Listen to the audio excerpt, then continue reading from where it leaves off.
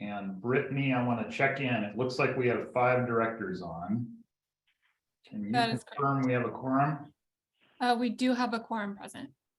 All right, so it's 1:01, and I see Tom Abashi just arrived as well. I'm going to call the meeting to order. And Elliot, be patient with us for the next 3 minutes. We're going to do a quick item on our consent calendar, and then we'll absolutely dive into everything. So thanks for being here. Not a problem. My pleasure. So I wanted to just check it in the members, were there any matters subsequent to posting the agenda before we move on into the meeting? Not seeing any hands or comments. So I just want to check for public comment on any matter not on the agenda. So I see 2 attendees. If you want to raise your hand, there's a public comment. And I'm seeing none. So we'll go to our consent calendar. There's 3 items: the minutes of September 21, the resolution to continue video meetings, and a resolution accepting our audited financials, which I'll note had no material changes. Does anyone wish to pull an item from the consent calendar? I'll move the consent calendar. Okay, I saw that as Valley. A second. And 3CE is a second. Let's check for any public comment first before we roll call that. Is there any public comment on the consent calendar? Seeing none, can we have a roll call on that? Yes, for the consent agenda, Central Coast Community Energy, Yes. Clean Power SF, believe is absent. East Bay Community Energy, also absent. Peninsula Clean Energy, Yes. Redwood Coast Energy Authority, Yes. San Jose Clean Energy, Yes. Silicon Valley Clean Energy, Yes. Sonoma Clean Power Authority, Yes, and Valley Clean Energy. Yes. Thank you. The consent agenda passes. thanks. So we'll move into the main act.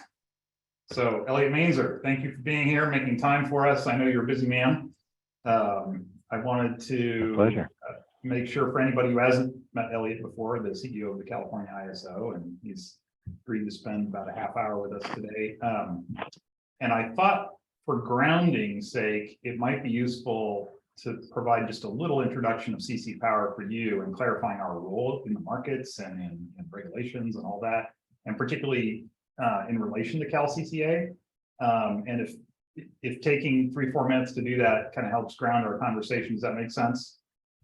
Absolutely. Okay. Yeah, no, really looking forward to the back and forth for sure. Thank you. And then I think we're really looking forward to hearing your thoughts about the status of resource adequacy in California and your thoughts on how CC Power and our members can help support solutions to the issues we've all got, like log jams in the queue and all kinds of other things that we're all suffering. So in order to reserve most of our time for diving into the issues, I wanted to quickly introduce our 9 members. So Tom Habashi today runs Central Coast Community Energy, and he serves 4 counties stretching from Santa Cruz down to Santa Barbara in 2 IOU service territories. Barb Hale isn't on video. Okay, so I don't see her yet, but she runs Clean Power SF. They serve San Francisco. Nick Chassett, I think you've met, runs East Bay Community Energy. They serve Alameda County and the cities of Tracy and very soon Stockton. They just voted to join their CCA. And Jan Pepper runs Peninsula Clean Energy, serving San Mateo County and the city of Los Banos. Matthew Marshall here runs Redwood Coast Energy Authority, and they serve Humboldt County. And Jean Soulé is here from San Jose Clean Energy, serving the city of San Jose, and you'll meet their director, Lori Mitchell, if you haven't already, I'm sure very soon. And Grish Balachandran on phone runs Silicon Valley Clean Energy, serving Santa Clara County.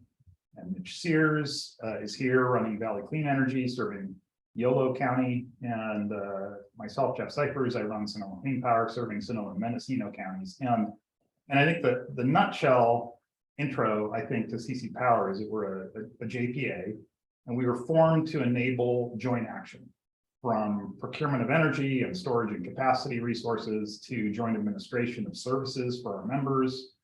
And our role is really to provide direct services to our members, which legally can include CCAs and munis, any form of public power in the state of California. Today, we only serve CCAs. And so far, we've procured just shy of a gigawatt hour of long duration storage and about 138 megawatts of firm and clean resources. And those were our initial joint procurement efforts. But in the future, our work could include asset ownership, could include customer billing, could include a lot of the kinds of things that joint action might provide some beneficial, particularly in light of the Inflation Reduction Act and things like that. And we're distinct from CalCCA in that we're really very focused on buying and providing resources and services. And CalCCA is very clear, working on advocacy and policy and regulatory matters. And there might be some little areas of crossover, but not too much. And they might occur, for example, if CalCCA is advocating for policy that feeds into regulatory processes at the PUC that ultimately impacts the CAISO. And then we might have a project that's impacted by that. And so we're there as well.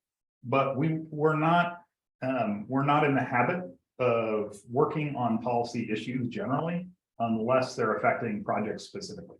So I wanted to make that part clear. And Okay.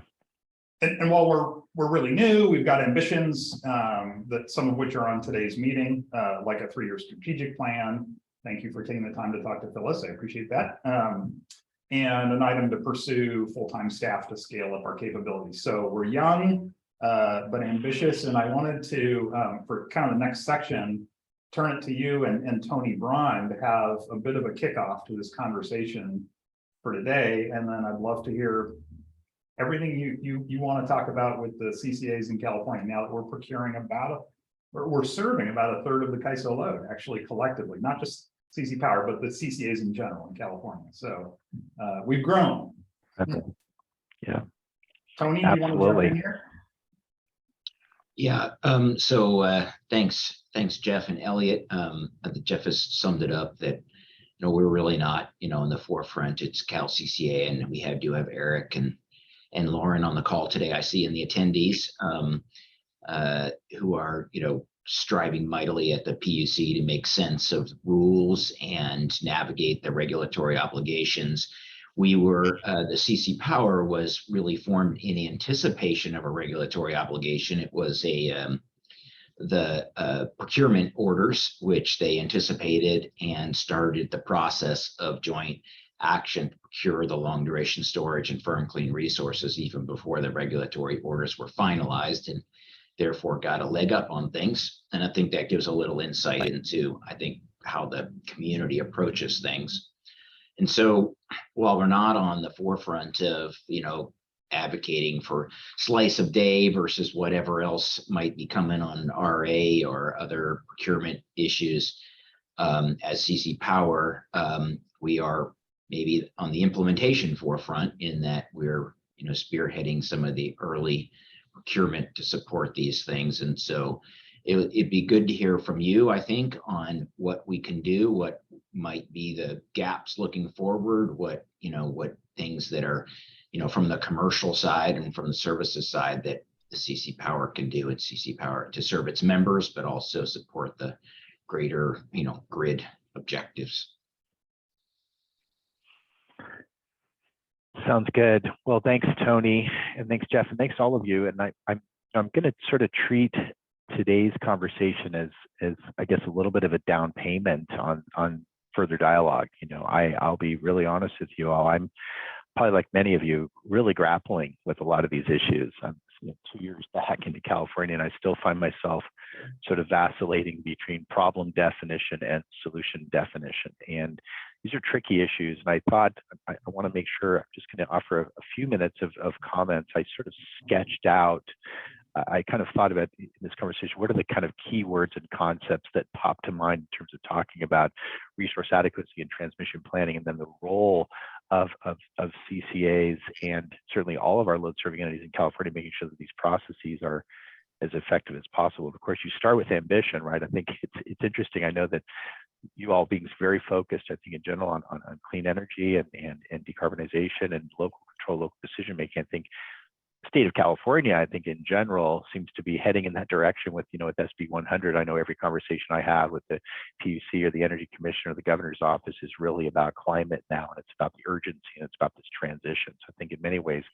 we're sort of paddling in the same direction, even though the local decisions and local perspectives can differ in terms of timing and sequencing and even resource choices. But I think we are heading in the same direction. And of course, we also know we're trying to accelerate this now.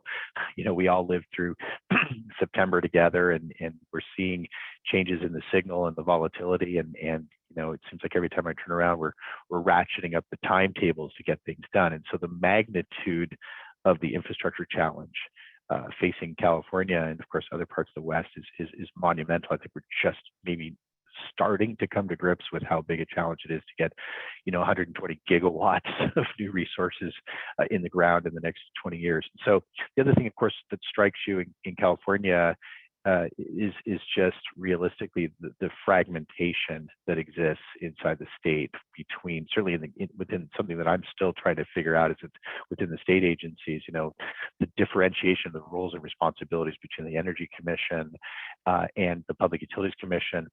Even inside the PUC, something we talked about yesterday, actually at the CFE meeting, you've got some fragmentation around IRP and RA, where there's sort of disconnects there in terms of analytical modeling and counting rules and things like that.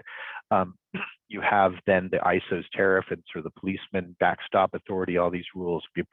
I just don't think I don't think you could conjure a more complex or fragmented array of policy. I've sometimes said to folks, I have a little bit of jealousy of my friends in New York, not to overly gloss it, but if you've ever looked at the model where they've got a state reliability council, they calculate an LOLE to a PRM, it applies to everybody on a level playing field, and then they go and procure. Now, grossly simplified, but compared to the world we live in and trying to herd all the different, interest groups in one reasonable direction, very, very, very complicated.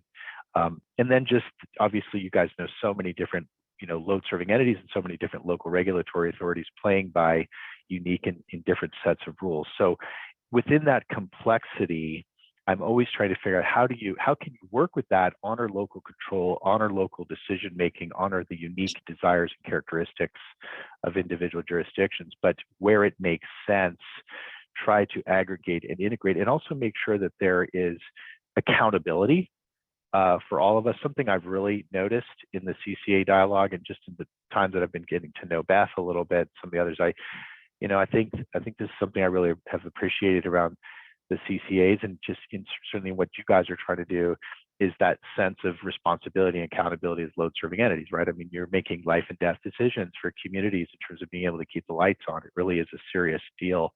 And I know that some of the complexity has been trying to make sure that there is accountability and also equity. So I honestly am still trying to figure out exactly how slice a day is going to work. Okay, I mean, I will tell you that sometimes I just kind of freeze up with the idea of everything being analyzed on an hourly basis, and exceedance curves for this and ELCC for that, and I just don't even know how we're going to make the translation. And I know that one of the issues that I've heard was a bit of a driver around slice a day is even some of the concerns and equity issues between the IOUs and the CCAs. And okay, maybe I sort of kind of get that, but do we have to create such an incredibly complicated mousetrap to address that, as opposed to trying to think about core analytical building blocks around loss of load expectation, a rational planning reserve margin, a couple slices, and something that can be ultimately synthesized, integrated, and monitored and enforced from accountability mechanisms, perhaps in our tariff as they are today for some, but also and translate into rational procurement products and services that are transactional in the marketplace. And also another concept that I think is important is have some level of interoperability with the resource adequacy paradigms that are emerging outside of California, right? We buy a ton of power from out of state. The state, I think we bought over 7,000 megawatts of imports just from the Northwest this year.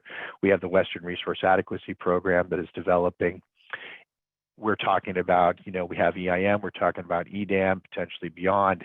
We have to have some level of translatability between the RA paradigm in California and the RA paradigm outside of California, lest there's going to be so much friction and difficulties in integration. So I'm constantly asking all of us in the load serving patch and the regulatory patch to ask ourselves, how can we get the necessary granularity we need, but also what's the path to synthesis, understandability, implementability, and interoperability with adjacency. Okay, just a couple more thoughts and some areas that I think are really important. So another area that we're really focused on, of course, at the CAISO is transmission planning. And I know many of you, it's extraordinarily frustrating for, I think, everybody to deal with this crazy queue, right? 250 odd thousand megawatts of resources, many of them just stuck for months and months, if not years and years. Allocation of deliverability, MIC, all of these issues, super, super frustrating.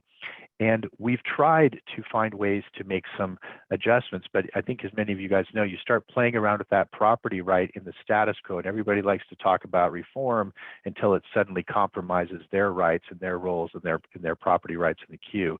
So I tend to think that it's going to take a much, much bigger fix in order to get out of this queue problem, and it's going to take a little while. And what it really comes down to is doing much, much greater forward-looking transmission planning and decision-making on a forward basis, and letting transmission planning and infrastructure planning being the leading indicator rather than the lagging indicator of planning and procurement. And so this next cycle you saw earlier this year, we did the 20-year outlook. This next cycle that's going to come out in May of next year is going to identify specific zones and resource areas and transmission lines that we think need to open up the next big battle of the resources consistent with SB 100 and the needs of the load serving entities across California. And we're going to let those transmission zones shape procurement, shape queuing, and increasingly procurement, so that we can a much greater synchronization of power and transmission planning, procurement, RA, and ultimately construction and siting. And so it's really, really important. Elliot, I just want to jump in just briefly and just say it is music to my ears, at least, to hear about forward planning on transmission to inform the queue entry. And one of the questions might be, how can the members of CC Power support that transition, and also perhaps even push a little if the place is right, or maybe perhaps through CalCCA if it's not right here, to have projects that don't mesh with that forward planning shake out of the process now, so that we can get these critical resources online in time. I think you're speaking stuff that sounds good to me. So, well, your question sort of made my final point, and I was going to wrap it up so we can get some back and forth, which is I really think it's important for the CCAs and all the load serving entities just to make sure that your policy and resource and reliability preferences are really well articulated, that they don't somehow get muddled through the CPUC process, that they're translated, that they're very visible to us so we can really factor them into the planning.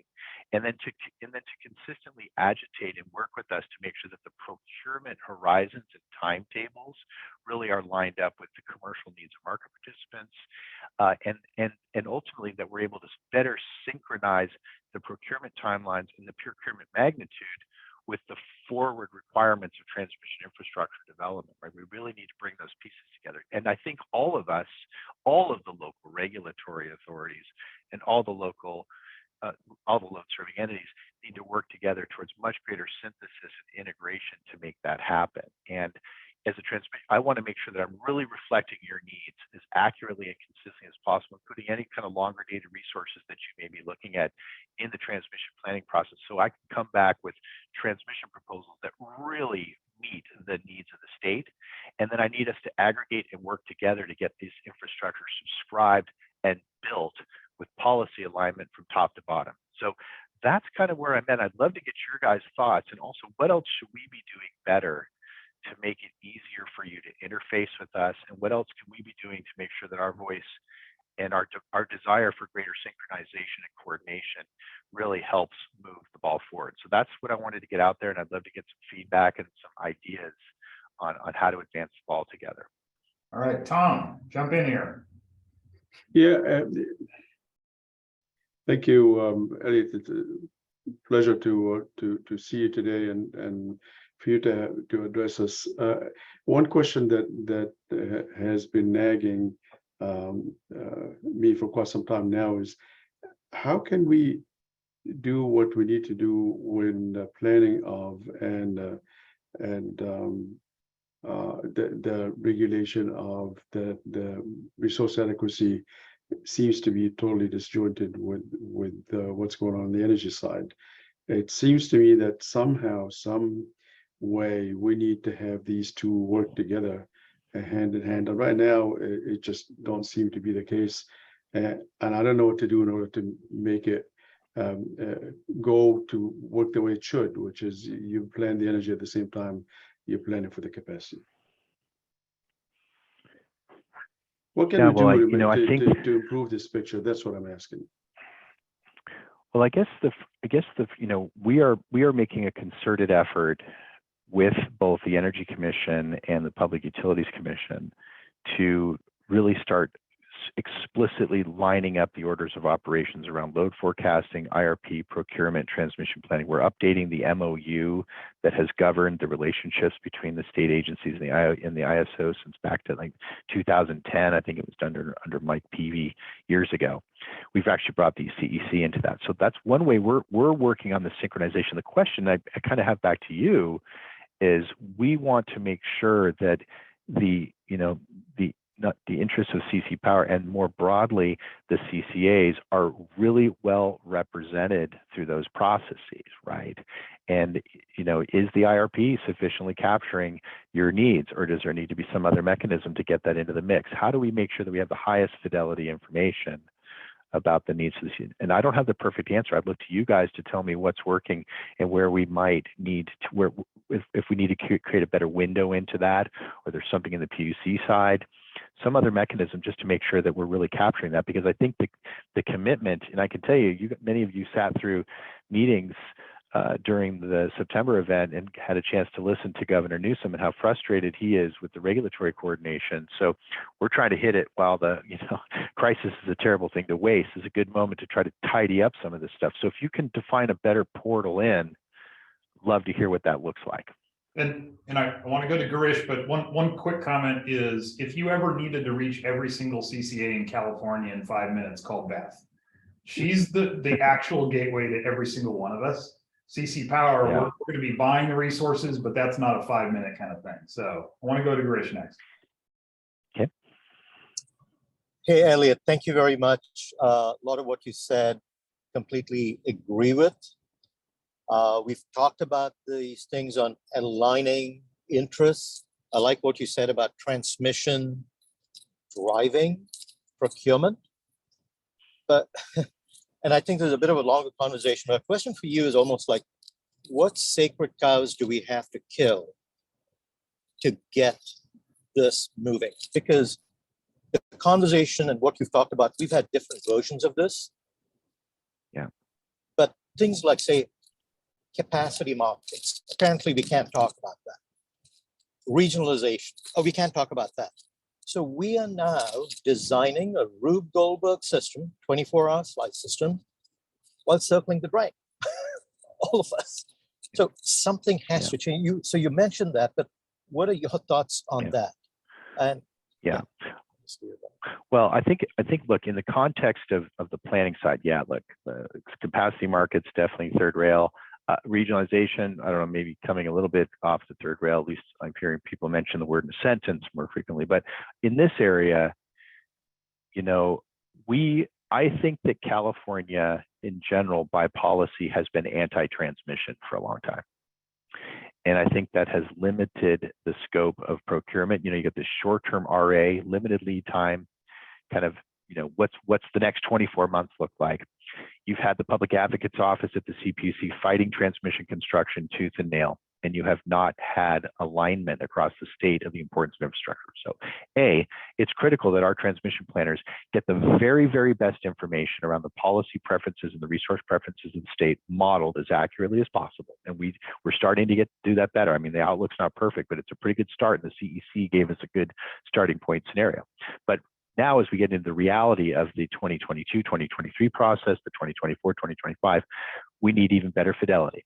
So first of all, good quality information about longer dated resource needs, not just the next 2 years, right? So you got to get out of this short-term trap. The second thing is we need to do fabulous transmission planning where we look at non-wires, look at demand response, we come with the best solution. But then we have to come to grips with the fact that we need this infrastructure, okay? And we are prepared. I'm very comfortable in this role advocating for transmission. I'm not afraid to do that. And for some of you who've watched, I think we've seen a change in the language and the rhetoric by Alice Reynolds, by the governor's office. People are increasingly recognizing we need infrastructure and we need to get real about this, okay? But you still have this problem. I know there was an attempt to take it on in the legislature. I think it clocked out, where if we go through a really good, thorough transmission planning process, and we come out and say, look, these are the lines, these are the zones, this is what you need for deliverability, that there's a presumption of need. We don't get nickeled and dimed, you know, for another 5 and 10 years on the back end by other arms of the state. And I think that has to get fixed. And I think that there's energy and encouraging signs that we could get that fixed. It may take next year, but we got to get lined up around this infrastructure. And so getting out of 2-year cycle, forward planning, policy alignment, construction, and energization, that's where my head is at. And I'm very comfortable. I'm not afraid of leaning in on the need for transmission infrastructure, but also want to make sure we do the right plan with the right lines. Is that helpful? Yeah, you put your finger on something. On September 6th, I had engineers at some of our water suppliers telling us they didn't want to run their diesel generators because they wanted the lights to go out so the state would have the courage to change policy to actually build transmission. And I said, oh, yeah, please do run your generator. We still have to keep the lights on. I begged and begged, and they finally did. But it's emblematic of the situation. And I think sometimes policy doesn't shift until things break. And I think we're trying to avoid that, right? And we're on the edge. Right. So. Right. Well, look, I got a preview of these issues when I was at BPA, right? We had the same fact pattern. Some of you heard me talk about this. We had the same fact pattern 15 years ago where, you know, you had these massive queues, you had clear and present need for transmission. You know, at Bonneville, I was judge, jury, and executioner. I could put a transmission contract in front of people, say, sign on the dotted line. If you sign, I'll build your transmission. If you don't sign, you're out of the queue. We don't have quite as many of those variables under control, but the bottom line is that, you know, Order 888 and the transmission planning paradigm from FERC is just flat out broken. Queuing has never worked. I'm totally down with open access, but the queuing process has paralyzed our transmission planners. It's actually prevented them from doing transmission planning. They're so preoccupied with processing queues. So now my direction to my team is get out of that cycle that we're still slowly clearing the max we can, but come up with the actual infrastructure plan, describe it in plain English, and get people intuitive around where are the big resource locations where we think we got a prayer of building with good land use and high quality resource. How do we interconnect them? And then we got to get it delivered too. That's the other thing, the deliverability into the different parts of the state is really essential. It doesn't matter if you just get it onto the system. You got to get it last mile. We got to build a bunch of transmission in Southern California to displace gas. And we've got Northern California and now even some of the other subregions that are really struggling. So access and deliverability in plain English. And then you tell people, this is where we're going. California's got to make some decisions. It's like we sometimes think we have an infinite amount of time to make decisions. Well, 2045 is like right around the corner in utility years, right?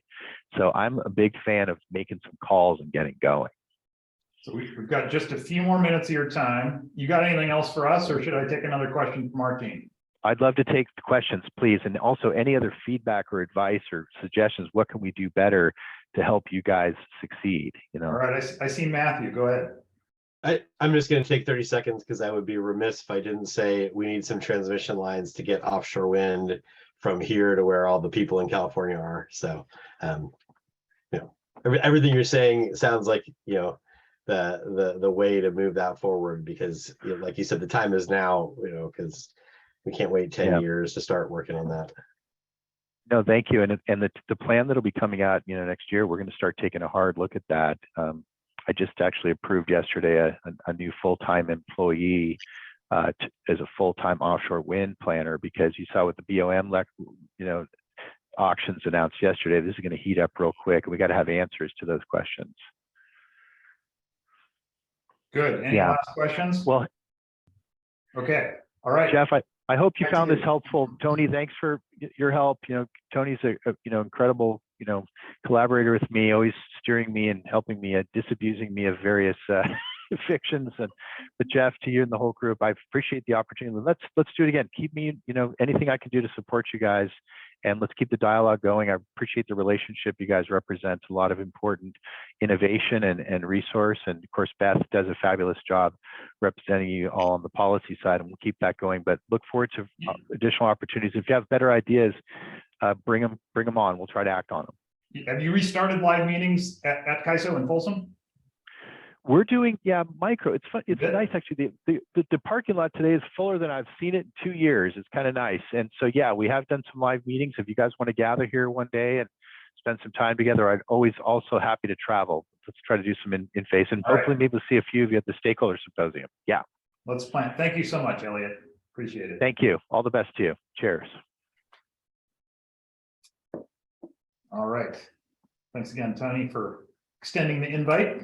Appreciate that. And I have a text from Nick that he'll be joining soon. So, Hey. I think Nick's in the attendee area, actually, Oh. if somebody wants to let him in. okay. We'll see if he can be promoted over. He's being promoted. All right. I'm getting all these texts asking me to move Nick. All right, let's move on to 6B. So the strategic business plan ad hoc. I know Lori Mitchell had to be out today. So Tim and Mitch and Garish, are you able to jump in? Yeah, I think Mitch is the lead on the ad hoc committee for strategic planning. Okay. Let's start Yep. with you, Mitch. Sure, we'll go ahead and get started here. What we wanted to do is bring back to the board just another quick update. We have a couple of slides that Phyllis is going to walk through, but if we could bring up that slide deck. This will be sort of another update for the board, similar to what you saw last week, but just a little bit more information. Go to the next slide, please. So the ad hoc committee has continued to work with Phyllis and with Tim to refine some of the information that has been gathered through the interview process. This is the same slide that you saw last month. We're moving through the information gathering and wrapping that up. Phyllis is going to talk a little bit about that. We are getting ready to put pen to paper and get a draft plan underway that we will be bringing back to the board at a subsequent meeting for consideration. Go to the next slide. So again, very similar kind of timeline here. We don't need to go through all of this information, but we've highlighted the October and November actions, the board update on strategic priorities. That's what we're talking about today. And again, bringing back the draft plan in November. We're trying to take this sort of step by step, keeping the board informed so that everyone can track what the progress is. But again, principally today, I think Phyllis has a more refined look at some of the feedback that we've gotten and the direction that we're headed in. So with that, I will go ahead and hand it over to Phyllis, and she'll walk through the rest of the slides. Okay, if we can go to the next slide. Okay, well, up to now, I've done 17 interviews. Almost all the board members have one more who's scheduled, and then 9 others. And this is some of your staff, consultants, and also Elliot Manger and Beth Vaughn as well. The clear message that has come from the board is that they see acting together will provide greater benefits than acting alone. And CC Power can be an enabler. And I've just listed just a few things here. You know, A big issue is, of course, your current and future regulatory and resource requirements, which, you know, we were just having good conversation on. Looking at the efficiencies that can be achieved when you provide programs and services that serve the goals of your various agencies in aggregate. And then also, of course, realizing opportunities that may come from the Inflation Reduction Act. A key thing that I've heard from a number of you is you want to be able to share risk and take on some innovative projects, as well as some of the things that are right in your horizon right now, but you want to be able to think bigger because of aggregating your strengths and sharing risk. Next slide, please.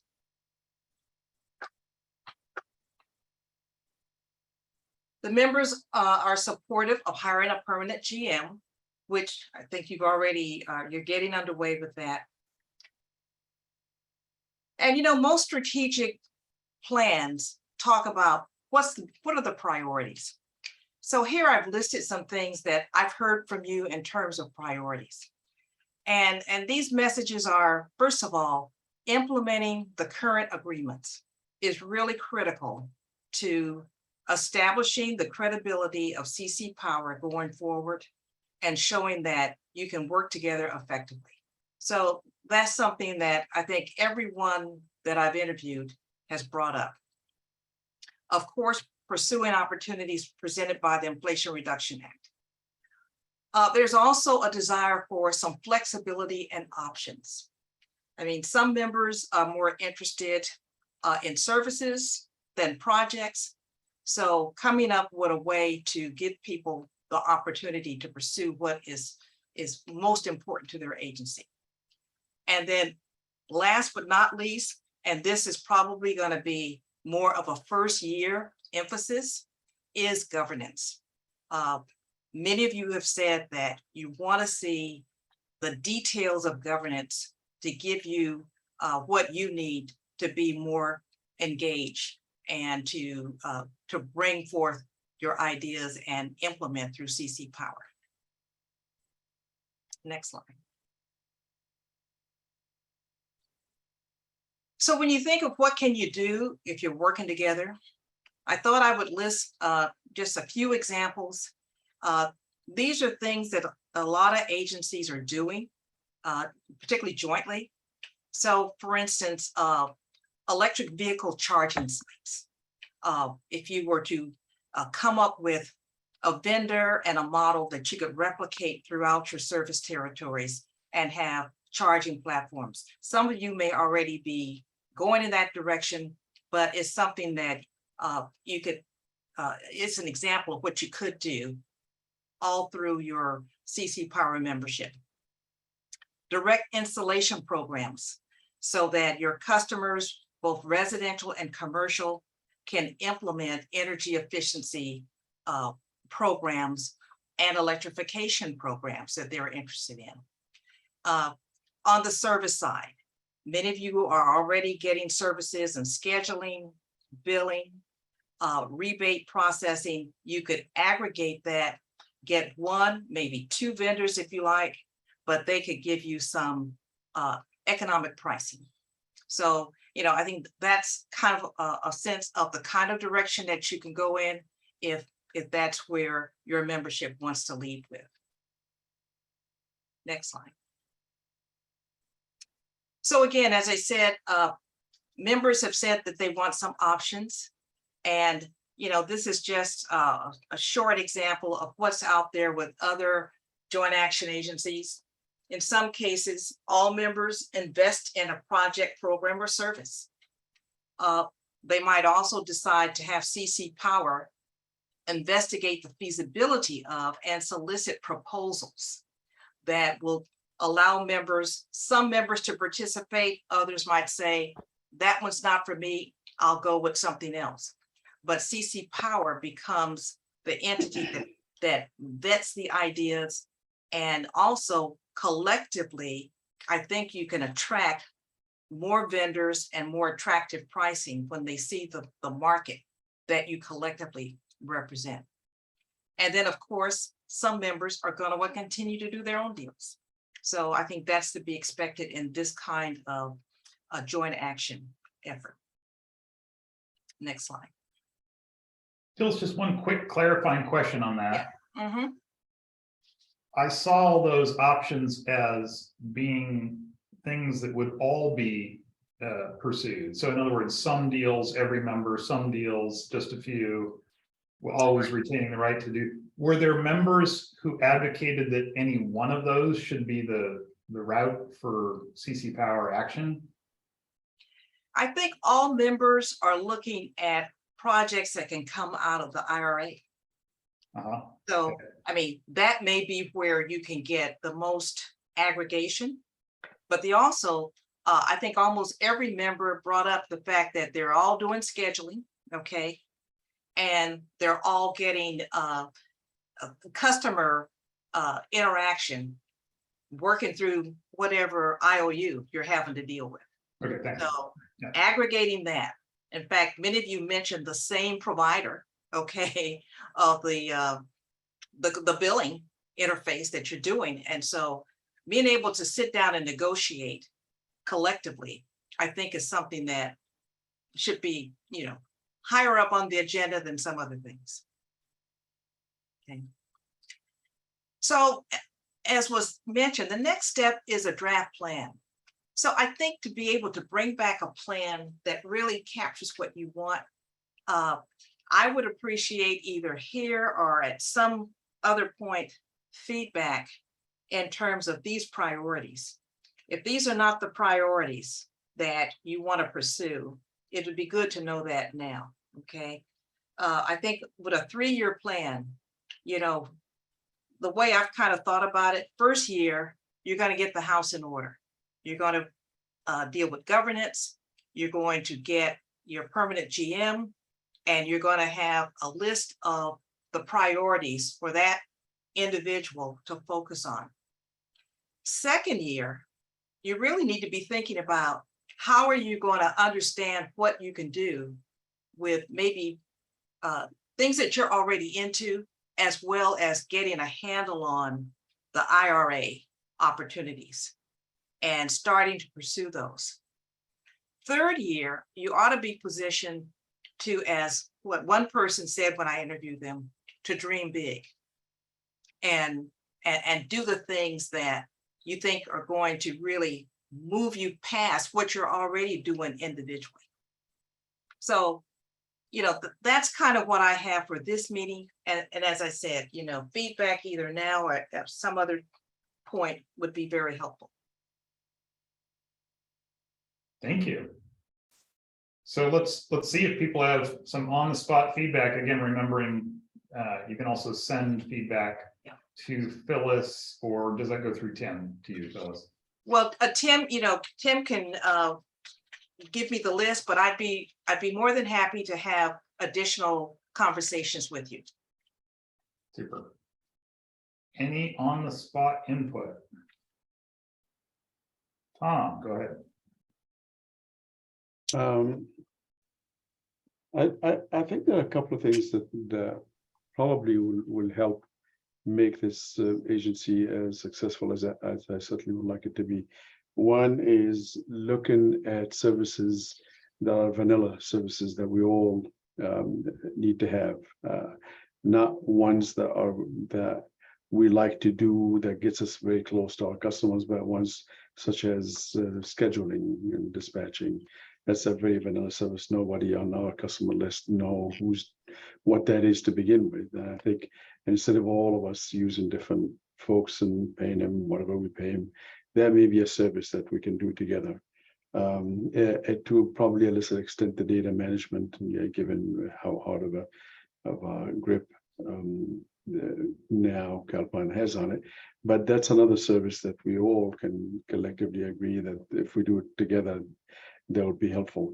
The other area where I think we really should be thinking about is not as much signing contracts collectively, which we've done now a couple of times. And if you ask each one of us, probably you'll hear that may have been successful or may have not been, but actually building projects together, or I'm going to take it even a step further, acquiring projects together, such as the hydro projects that PG&E is about to sell a portion of it. That to me it would be a very worthy cause to go after, which is we want a joint action agency that can issue bonds and can hire people that will operate and maintain the project on behalf of all of us.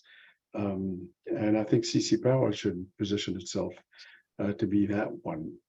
If we eventually, which I'm sure Nick is going to jump on very quickly, if we eventually decide to take on or acquire or ask to acquire the PG&E system or any other system for that matter, I think CC Power probably would be a good place to start, instead of us pursuing it individually, which will make it very difficult for the CPUC and other regulatory agencies to accept.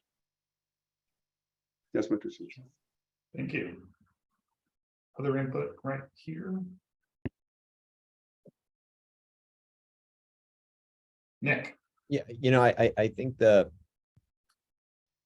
shared services is, I think of particular interest. But I think there's the threshold question too, right? If you're going to pursue shared services, whether it's scheduling, so I think scheduling is a really good one. Data management could be a really good one, but I also think there are other opportunities like energy risk management or IRP modeling, and some of this is actually building capabilities, right? This is this model exists in California with NCPA and SCAPA, but it exists nationally with TEA as an example. And so what is the level of interest? And then I guess it raises the question, what is our individual level of interest in actually giving up some of the things that we currently control and sort of investing in capabilities so CC Power can do them for us? And, I think, a big one is energy risk management.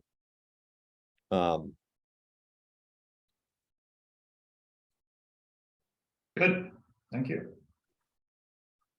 Anyone else on this topic? I'll jump in briefly.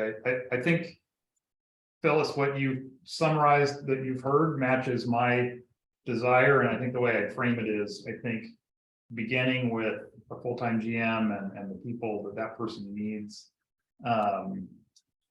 is a capacity building exercise that enables everything else we're talking about. And so I'm excited about jumping into that quickly and having more of a person's time than we have of Tim's and an institution that can have more powers delegated to it from the board and be capable to run with that.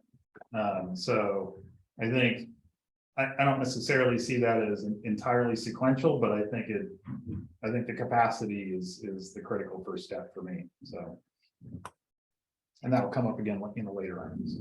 Any other input right now? Okay, thank you. Okay, thank Thank you. you, Phyllis. Thank you to the ad hoc. Appreciate that. We will move on to 6C. I'm sorry, And- before we move on. Oh, I'm sorry. Thank you. Public comment. Is there any public comment on 6B before we move on? So attendees can put up their hand. I'm not seeing any. Thank you, Brittany. All right. So moving on to 6C, and this is the approval of the 2023 budget and cash call and update of the fiscal year. So Tim, take it away. Okay. Thank you very much, Mr. Chair. Chris, do you want to project those slides? Thank you very much. I've worked with the budget committee to align the budget proposal with the strategic business plan process that you're just coming out of the discussion from. Given the feedback from the strategic business plan discussion, it makes sense to have a budget in place when the search for the full-time general manager begins, which we will discuss in the next agenda item. The current budget that we have will take us through the end of 2022. This proposal is to budget for the first 6 months of 2023. So Chris, would you go to the third slide, please?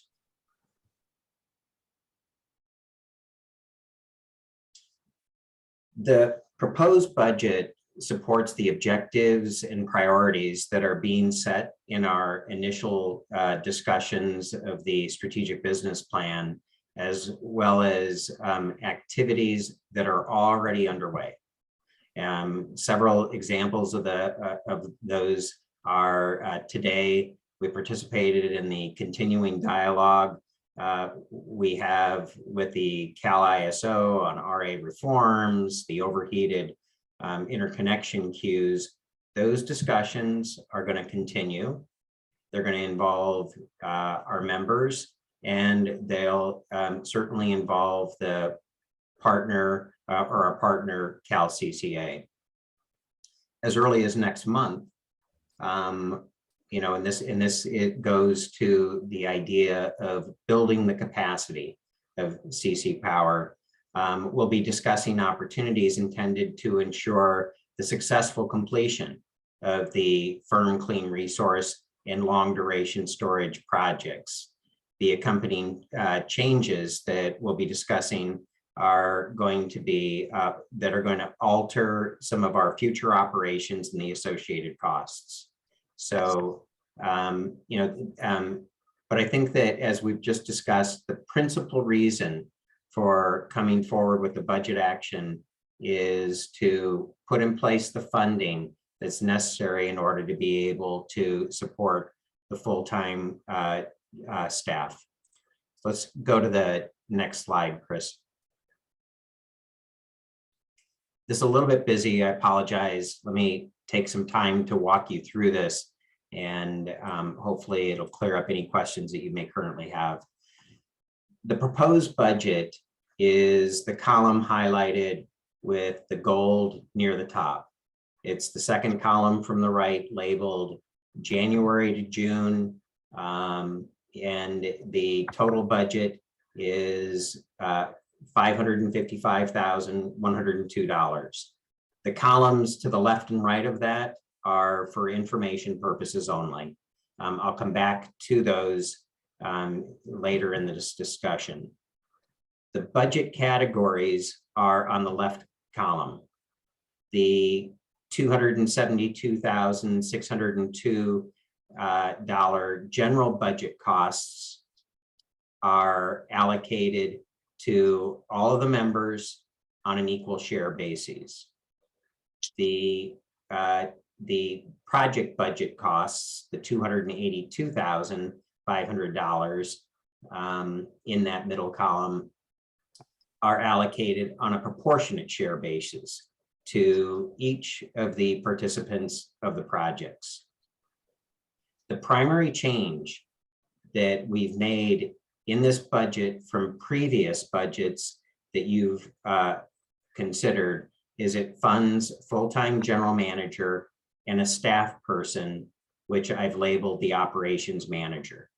So if you go to the general and the project budget, you'll see that we've got general manager, we've got operations manager. I've allocated the costs of those two staff members 50-50 between the general and the project budget. With regard to the general counsel and administrative and the project support, we're still applying the same methodology that we've used in order to be able to establish those in this budget that we had previously. So, again, the budget proposal that we're making is January through June 2023. General budget $272,000 allocated to the membership on an equal share basis.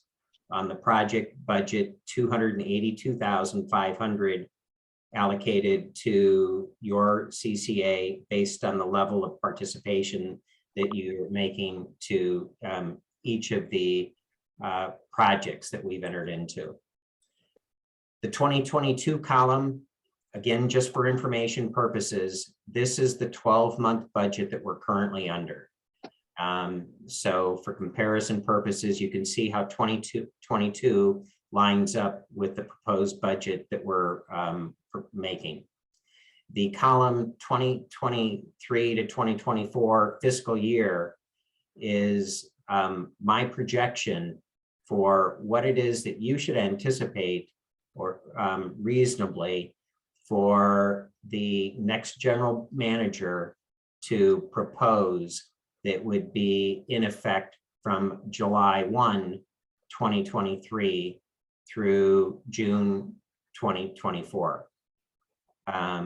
It's, again, informational, but we thought it would be helpful for you to be able to have that at your disposal for your own planning purposes. If you go to the next slide, please. This has the same budget columns that had been included in the previous slide.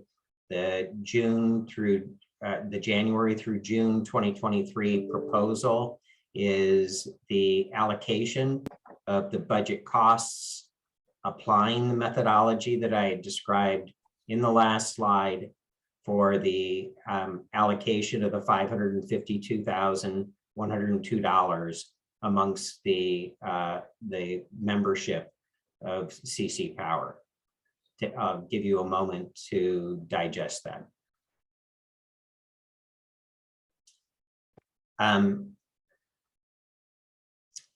Let's go to the last slide. That's the material that I had provided, Mr. Chair. I'm willing to take any questions that the board members may have. Before you turn this over to Brittany to walk through the board resolutions. Do that now, and I just recognized Barb Hale joined the meeting as well while I wasn't looking. And has her hand up. Go ahead. Thank you, and I apologize for being tardy in joining. My question for you, Mr. Haynes, is can we see the breakout between the different projects by for the I think they were titled project costs on your slide. I just need to understand how the cash call relates to our expenditure authority. We have more discretion to say yes to dollars that are for the particular projects than for the administrative costs. So we may need to engage in some process to say yes if this is an adopted budget and those obligations are assumed by Clean Power SF. So some additional information breaking down the project costs that would be assigned to Clean Power SF, please. Will do. Thank you. Yep. And that was also by way of kind of flagging, I might need to go through some additional process approvals to expend more dollars on CC Power administrative costs.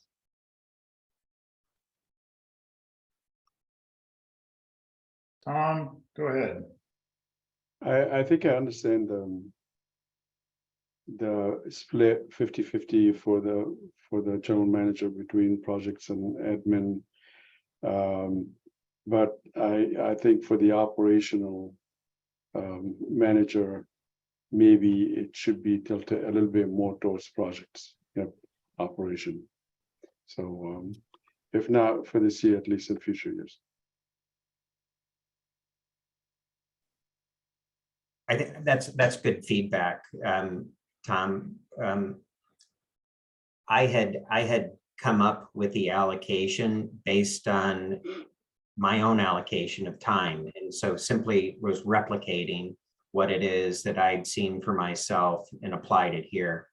But the feedback is important in order to be able to help us better shape this. Any other questions or input on this?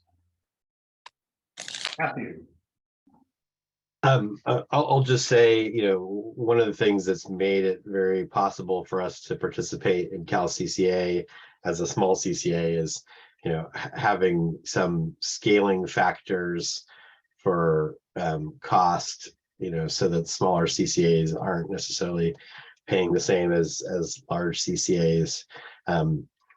Realizing that, we're getting equitable service. So, not to get a free ride, but, it's like, I think if Nick or Tom saw my entire budget lying in a parking lot, I'm not sure they'd bend over to pick it up, just because we're like a rounding error in some cases to them. So just something for consideration as we continue to grow. I wouldn't want it to be something where it ends up pushing out the smaller CCAs because we can't afford to participate. And Jean. Yeah, I just want to say on Lori's behalf, though Lori really apologizes that she can't be here today, but she really wanted me to speak up and strongly support the move towards getting a full-time GM and really creating the capability for CC Power to go the next step.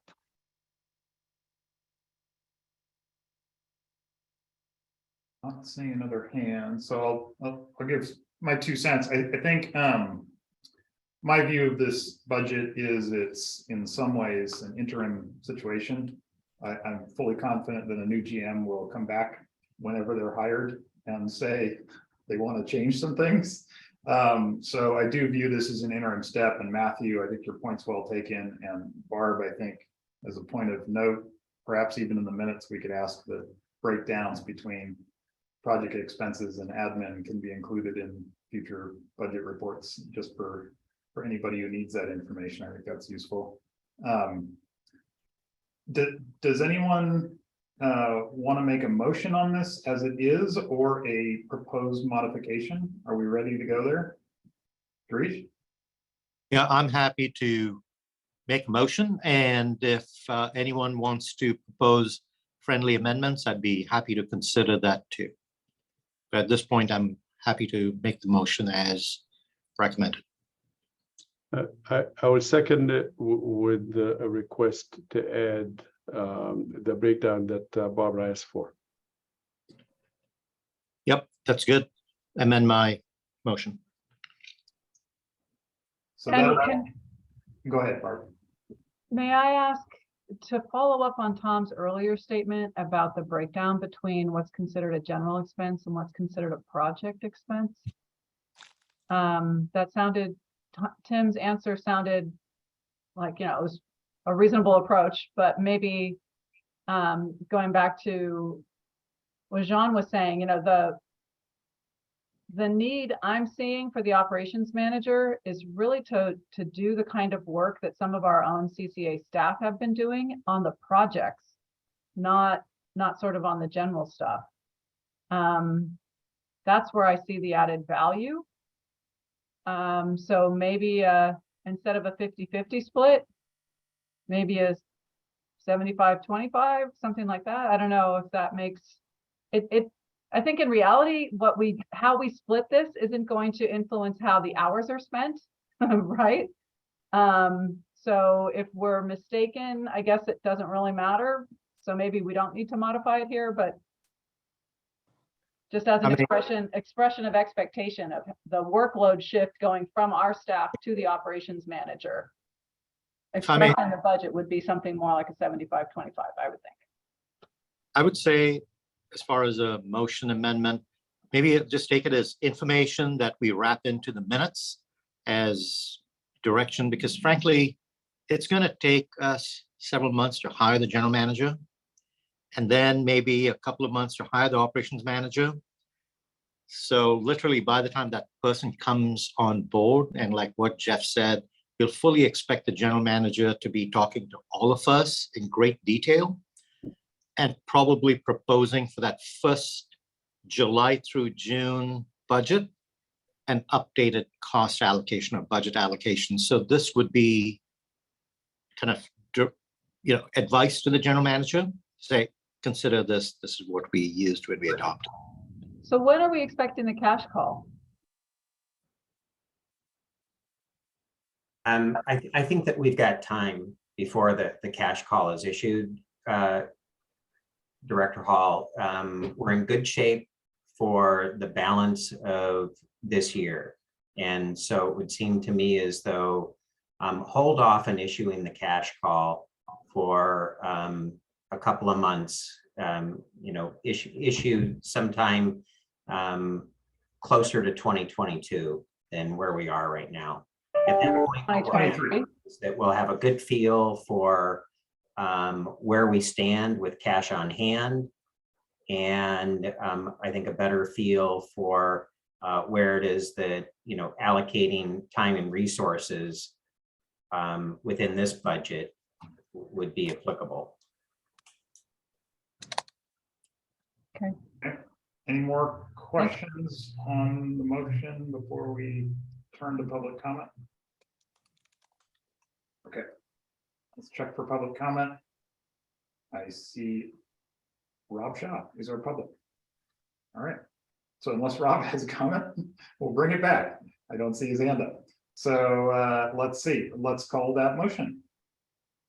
For resolution 22-1003, Central Coast Community Energy, Yes. Clean Power SF, Yes. East Bay Community Energy, Yes. Peninsula Clean Energy, Yes. Redwood Coast Energy Authority, Yes. San Jose Clean Energy, Yes. Silicon Valley Clean Energy, Yes. Sonoma Clean Power Authority, Yes. and Valley Clean Energy. Yes. Thank you. The resolution passes. Thank you. So Tim, let's go to 6D on the authority to extend and execute consulting contracts. I think that's you're picking that up, right, Tim? It's, I thought that it was just part of the same, I'm sorry. Oh, I saw it split on the agenda. Yes, yes. Got it. I'm sorry, I wasn't. Is that not a separate roll call? Let me just check with our council. Yes, there's two separate resolutions. Okay, so this was covered by your presentation, Tim. I appreciate that. Are there any questions on this before we ask for a motion on the resolution for those consulting contracts? Tom? When does the extension begin exactly? Anybody? The contracts that we have in place, besides mine, are January through December. And so they would not be renewed until the expiration dates. That brings in the next question, which is if our plan is to bring in a new GM before January, shouldn't we then allow that person to be the one to decide on extension of contracts? I'll jump in. I think actually have somebody on board by January seems too aggressive to me. I think we should do a proper search and make sure the board can vet that person. That's maybe we're incredibly lucky, but I think that often requires a transition in their life too. So, Okay. Anyway, that's my perspective. That's just one perspective. Go ahead, Girish.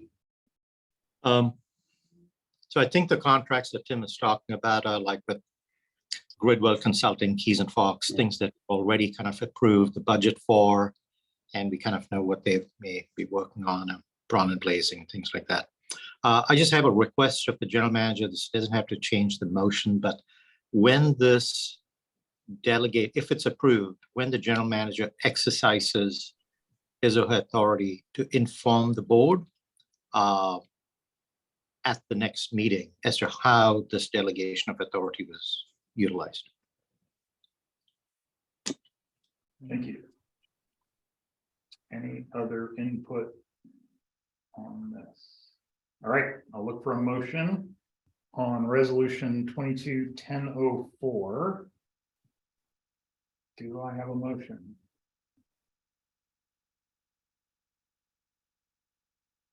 I'll Bruce, you move. have your hand up. Okay, all right. And is there a second? I'll second. All right, thank you, Matthew. And I'll check for public comment. Not seeing any, so let's call that motion. For resolution 22-1004, Central Coast Community Energy, Yes. Clean Power SF, Yes. East Bay Community Energy, Yes. Peninsula Clean Energy, Yes. Redwood Coast Energy Authority, Yes. San Jose Clean Energy, Yes. Silicon Valley Clean Energy, Yes. Sonoma Clean Power Authority, Yes. and Valley Clean Energy. Yes. Thank you. The resolution passes. Thank you. So that brings us to our last regular item on the general manager search update and next steps. And Tim is our interim general manager. I want to thank you for helping us through this process. That's immensely helpful to have your support through this. So I just want to thank you and your good work as well. Do you want me to dive into kind of my piece of this, or did you have anything to say? Okay. So I think one thing that I think would be helpful as a next step would be to form a search committee of board members. And I did reach out to Lori in her absence as the vice chair and ask if she would join me on this.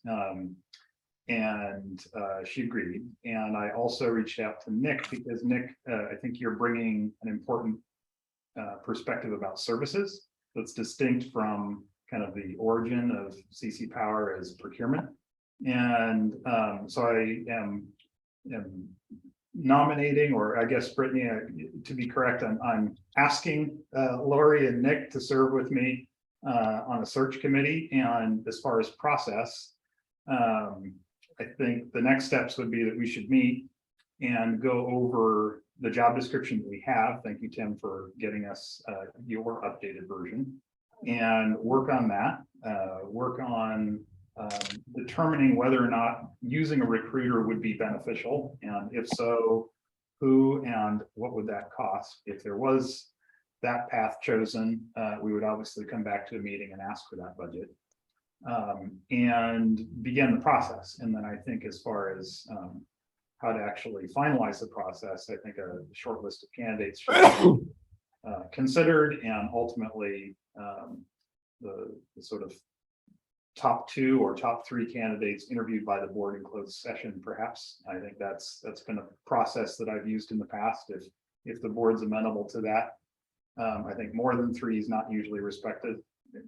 It's not worth it. And so that's the kind of thought process I have at this point, but it would also be informed by this search committee as well. Is there input at this time on that process, knowing that that was pretty high level?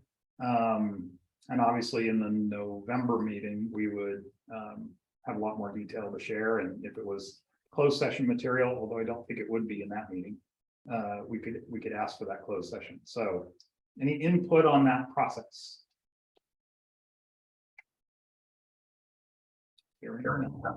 Sounds reasonable. Okay, great. Thank you to the voluntold for doing this. And I guess we can check for public comment on this item. There's no vote to be taken, so we'll check on this. And I'm not seeing any. So that brings us to discussion about any individual member items. Any hot items, hot news? All right. People want to be done. That's great. Meeting is adjourned, 2:14 p.m. Have a good day, everyone.